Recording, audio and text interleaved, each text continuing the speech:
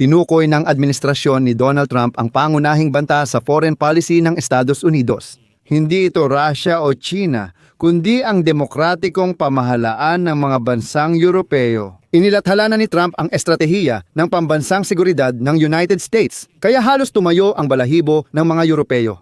Ang buong estratehiya ay talagang muling isinulat na talumpati ni J.D. Vance sa Munich noong Pebrero, kung saan inakusahan niya ang Europa na sila ang may kasalanan sa digmaan sa Ukraine. Ayon sa bagong estratehiya ng pambansang seguridad, iginiit ni Trump na hindi agresibong Rusya ang problema, kundi ang mga naligaw na Europeo. Kaya kailangang makialam ang Estados Unidos at itama ang mga Europeo.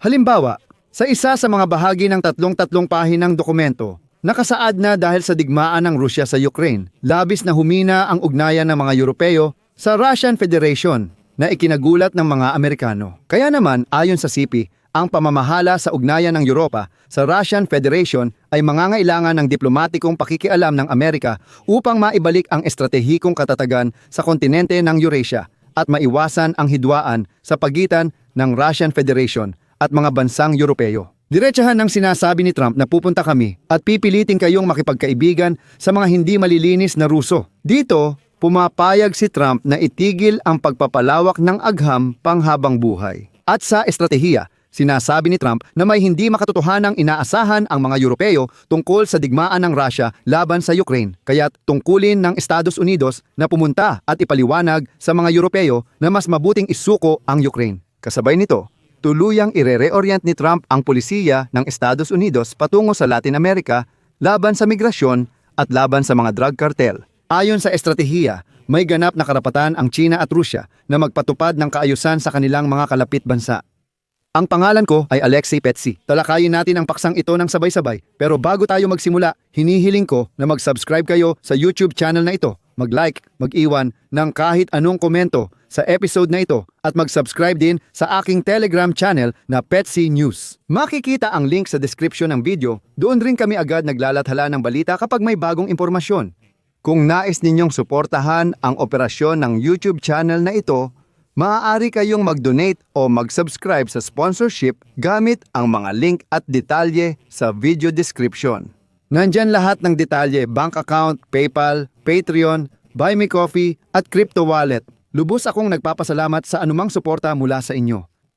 Kaya, balak ni Donald Trump, Presidente ng Estados Unidos, panatilihin ang mas malaking presensya ng militar ng Amerika sa kanlurang hemispero laban sa migrasyon, mga kartel ng droga at paglawak ng kaaway sa rehiyon. At magpadala rin ng bahagi ng mga puwersa sa Europa upang pagalitin ang mga Europeo, na ayon sa kanya ay naliligaw at dapat naman talagang makipagkaibigan sa Moscow. Binanggit ito sa bagong estratehiya ng pambansang seguridad ng Estados Unidos na ipinakita na ni Trump. Ito ang estratehiya na kasabay ng estratehiya ng pambansang depensa. Ito ang dalawang pangunahing dokumentong laging inilalathala ng bagong administrasyon ng presidente ng Estados Unidos. Si Trump halos isang taon ang inubos niya rito. Ang tatlong pahinang dokumentong ito ay opisyal na paglalahad ng panlabas na patakaran ng administrasyon ni Trump na inihanda ng kanyang administrasyon. Ang mga ganitong uri ng estratehiya na karaniwang inilalathala ng mga presidente ng United States minsan sa bawat termino, ay maaaring makatulong sa pagtukoy kung paano hinahati-hati ng iba't ibang sangay ng gobyerno ng United States ang mga budget at, na napakahalaga, nagtatakda ng mga prioridad sa politika. Pinakamahalaga, ipinapakita ng dokumentong ito ang direksyon ng bansa sa panlabas na patakaran. Ibig sabihin, ito ay nagsisilbing gabay para sa lahat ng departamento, ahensya, ministeryo, at iba pa. Ibig sabihin, ito ang doktrina na sinusunod ng bansa sa buong termino ng pagkapangulo ni Donald Trump. Nang basahin ko ang estratehiyang ito na nakapost sa website ng White House, pwede ninyo ring bisitahin, nagulat ako. Kung tutuusin, hindi naman malalaking kaaway ng Amerika ang Rusya at China, at pwede namang makisama at maghati ng mundo kasama sila. Oo, nakakainis sila. Pero sa totoo lang, hindi naman sila malalaking kalaban. Ganon din ang gitnang silangan at Afrika. Hindi na interesado si Trump sa militar. Nais niyang gamitin ito para sa kaayusan sa kanlurang hemispero. May bahagi tungkol sa digmaan ng Russia at Ukraine. At isa pang bahagi kung saan ipinaliwanag ng administrasyon ni Trump kung bakit bumagsak ang Europa. Nawala ang pagkakakilanlan at kristyanong mga halaga ng mga Europeo, pati na rin kung bakit hindi na sila nagpapalaki ng maraming anak. Bakit dapat magkasundo na ang mga Europeo at mga Ruso? Bakit sinungaling daw ang mga Europeo? Ayon kay Trump, bakit daw nagnanakaw ng ilang teknolohiyang Amerikano ang mga Europeo? Bakit ang mga Europeo ay nagkukunwaring tagapagtanggol ng demokratikong mga halaga? At bakit nakakasama raw ang demokrasya sa Europa? Malaking espasyo talaga ang inilaan para rito sa estratehiyang iyon. Sa huli, sinabi ni Trump na dapat nang pumunta ang mga Amerikano sa Europa para pagsabihan at pagkaisahin ang mga Europeo at Ruso. At para dito, halimbawa, kailangan bawasan ang papel ng NATO at pagtibayin na hindi na dapat palawakin pa ang alyansa.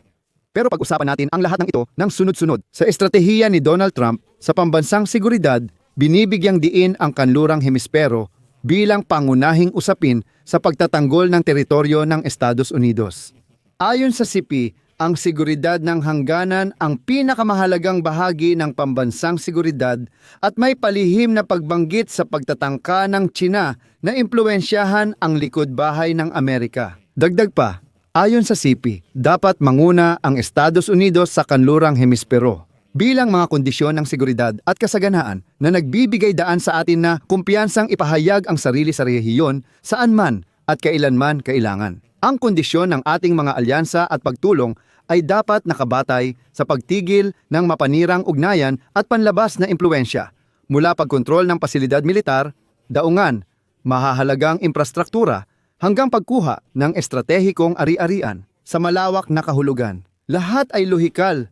Sabi ni Trump na dapat unahin natin ang sarili nating bakuran at kung tutulong tayo sa iba, dapat may kapalit o benepisyo tayo. Sa dokumento, inilalarawan ang mga planong ito bilang bahagi ng pagtukoy ni Trump sa Doktrina Monroe, isang konseptong inilabas ni Pangulong Monroe noong 1823 na nagbabawal sa pakikialam ng ibang bansa sa hemispero ng Estados Unidos. Ibig sabihin, noon ay diretsahan nilang sinabi sa mga Europeo na pakinggan ninyo, itong Latin America, pati na ang dalawang Amerika, at sa kabuuan, ang buong kanlurang hemispero ay teritoryo namin. Huwag kayong makikialam dito.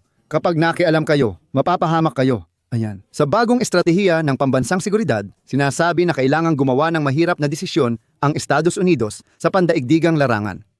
At dito, Profesor, may isang bagay na tunay kong kinatatakutan. Ang Estados Unidos ng Amerika ay hayagan at opisyal na tumatanggiling gumanap bilang pandaigdigang pulis at pangunahing puwersa sa mundo, ayon sa CP. Matapos ang Cold War, naniwala ang elitang panlabas na politika ng Amerika na ang patuloy na pamamayani ng bansa sa mundo ay para sa pinakamabuting interes natin. Gayunpaman, ang mga usapin ng ibang bansa ay mahalaga lamang sa atin kung ang kanilang mga kilos ay direktang nagbabanta sa ating mga interes.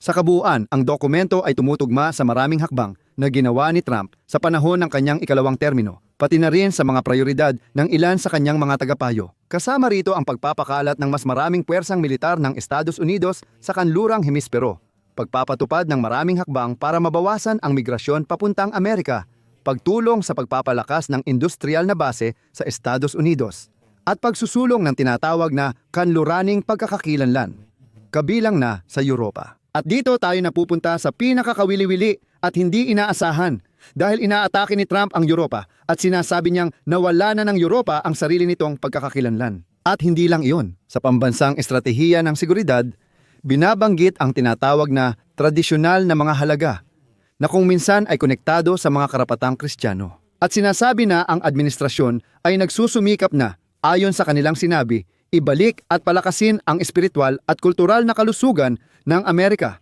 at tungo sa Amerika na pinahahalagahan ang dating kaluwalhatian at ang mga bayani nito. Dagdag pa sa estratehiya, binabanggit ang pangangailangan ng dumaraming bilang ng matitibay at tradisyonal na mga pamilya na nagpapalaki ng malulusog na mga bata. Nakakatuwang pakinggan, di ba? Parang narinig na natin ito dati at sige lang, hayaan na lang si Donald Trump na ipatupad ang lahat ng ito sa Estados Unidos ng Amerika. Sa totoo lang, hayaan siyang gawin ang gusto niyang ipatupad. Usapin nila iyon at objektibo. Wala tayong karapatang makialam sa politika nila bilang hindi mamamayan ng Estados Unidos. Gusto ng mga Amerikano, tradisyonal na mga halaga. Oo, usapin nila iyan. Pero ang problema ay pinilit ni Trump ipatupad ang mga ito sa Europa gamit ang puwersa. Bibigyan ko kayo ng ilang punto tungkol sa Europa mula sa estratehiya ng pambansang seguridad ni Donald Trump ayon sa CP. Ang pagbagsak ng ekonomiya ng Europa ay natatabunan ng mas malalim na suliranin. Ang panganib ng pagkawala ng kanilang sibilisasyong pagkakakilanlan. Kasama sa problema ng Europa ang mga hakbang ng European Union at transnasyonal na ahensya na sumisira sa kalayaang pampulitika at soberanya, gaya ng migrasyon, sensura sa pagpapahayag, pagsupil sa oposisyon at pagbaba ng antas ng kapanganakan. Titigil ako dito. Tinutukoy ko ang pagsupil sa oposisyon sa politika. Malinaw na nakasaad sa estratehiya na sa Europa, tumataas ang impluensya ng mga kanang grupo na madalas pinopondohan ng Kremlin. Halimbawa, ang alternatiba para sa Alemanya ay malinaw na isang makarusyang partido. Sabi ni Trump, sa Europa may mga kanang partidong makarusya na ngayoy pinipigil at nililimitahan sa ngalan ng paglaban sa lahat ng bagay na Ruso. Sa madaling salita, si Trump ay sumunod sa gabay ng Kremlin at isinama ito sa sariling estratehiya na huwag galawin ang mga makarusyang partido. At lahat ng ito gusto ni Trump na itama sa Europa.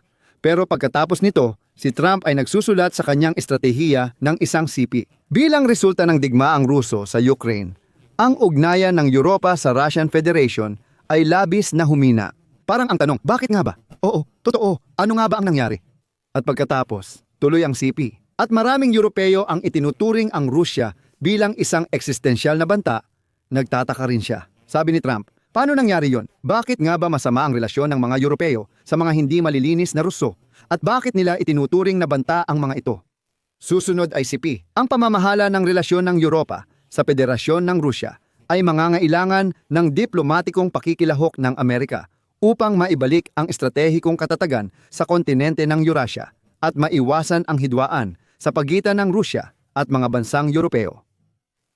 Hindi kayo nagkamali ng dinig dito. Ayon kay Trump, dapat mamagitan ang mga Amerikano para ayusin ang mga Europeo at Ruso na nagbabanta ng digmaan. Sa digmaan ng Rusya at Ukraine, tapat ng sinabi sa estratehiya ang tunay na gusto ni Trump ayon sa CP. Ang pangunahing interes ng Estados Unidos sa negosasyon ay makamit ang mabilis na pagtigil ng labanan sa Ukraine para mapatatag ang mga ekonomiya ng Europa, maiwasan ang hindi sinasadyang paglala ng sitwasyon, maibalik ang estratehikong katatagan kasama ang Federasyon ng Rusya, at matiyak ang muling pagbangon ng Ukraine pagkatapos ng digmaan upang masiguro ang pag-iral nito bilang isang maayos na bansa.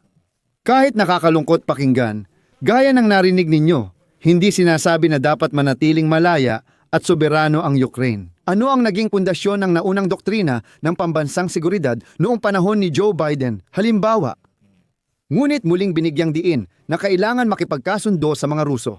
Dahil sabi ni Trump, kailangan nating tiyakin ang estratehikong katatagan kasama ang Russian Federation. Pero mas malala pa ang kasunod na CP.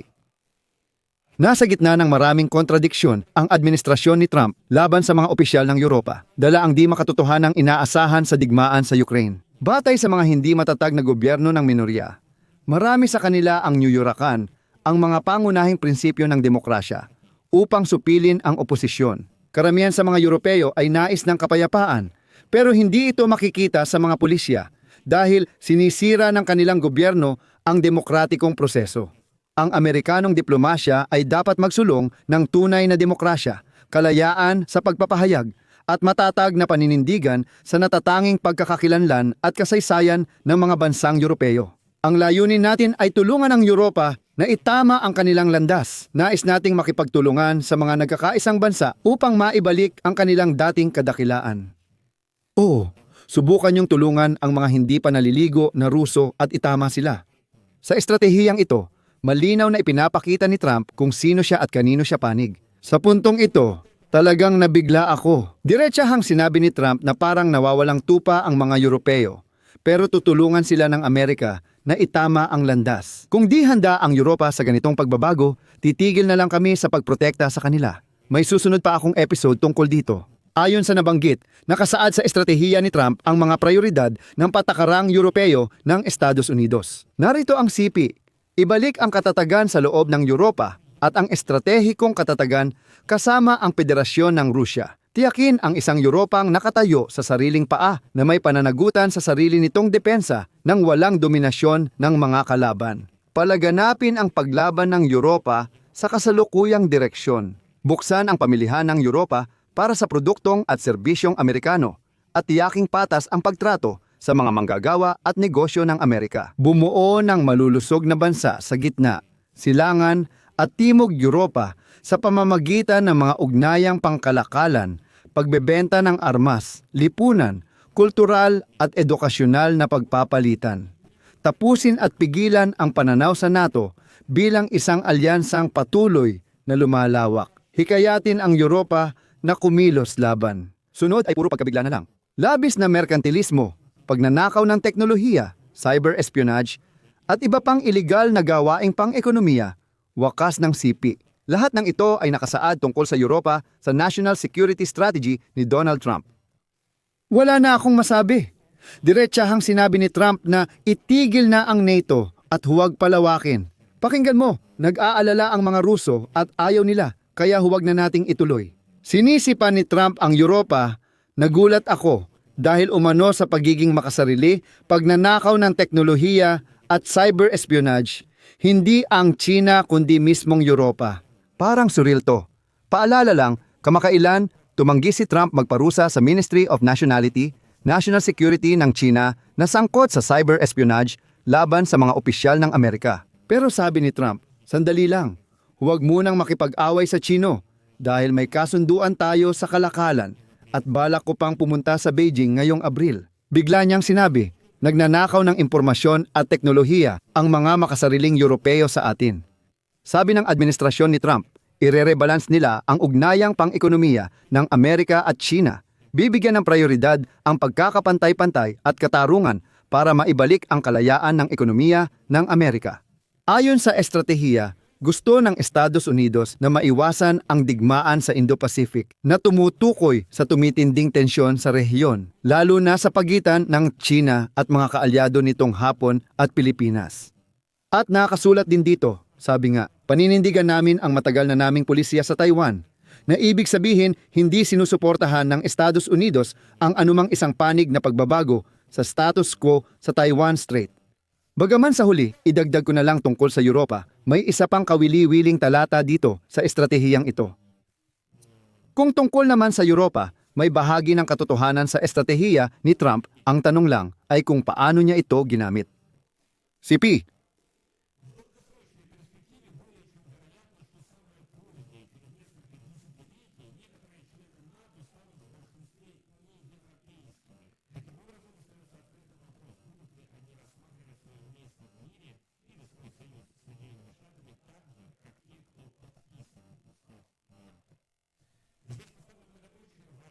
CP, CP, CP, CP, CP, CP, CP, CP, CP, CP, CP, CP, CP, CP, CP, CP.